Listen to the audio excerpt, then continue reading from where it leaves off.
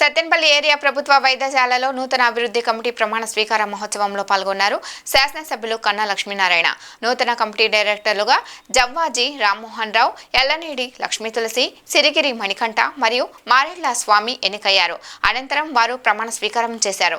ఈ సందర్భంగా సత్తెనపల్లి శాసనసభ్యులు కన్నా మాట్లాడుతూ కూటమి ప్రభుత్వం అధికారంలో రాగానే అభివృద్ధి మొదలైందని హర్షం వ్యక్తం చేశారు.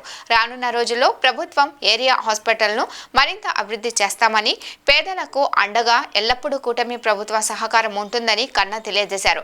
సత్తెనపల్లి ఏరియా వైద్యశాల సిబ్బందికి నూతన కమిటీ సభ్యులు అభివృద్ధి సహకరించాలని, ఎల్లప్పుడూ అందుబాటులో ఉండాలని కోరారు.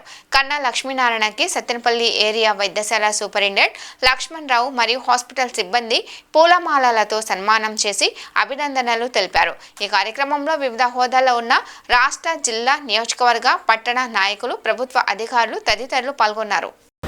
డాక్టర్ లక్ష్మణరావు గారు, ఆర్డీఓ గారు, కమిషనర్ గారు, వేదిక మీద ఉన్న పెద్దలు, ఇవాళ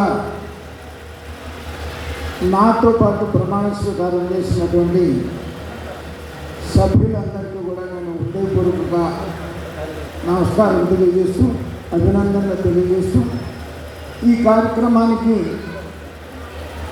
ఇక్కడికి విచ్చేసినటువంటి పెద్దలందరికీ కూడా నా హృదయపూర్వక నమస్కారం. సంతోషం. మరి మీ అందరి ఆశీర్వాదంతో, కృషితో 2024 మేలో జరిగినటువంటి సాధారణ ఎన్నికల్లో ఒక రాక్షస ప్రభుత్వాన్ని, అరాచక ప్రభుత్వాన్ని పారద్రోలి ఎన్డీఏ కూటమి, తెలుగుదేశం, జనసేన, భారతీయ జనతా పార్టీ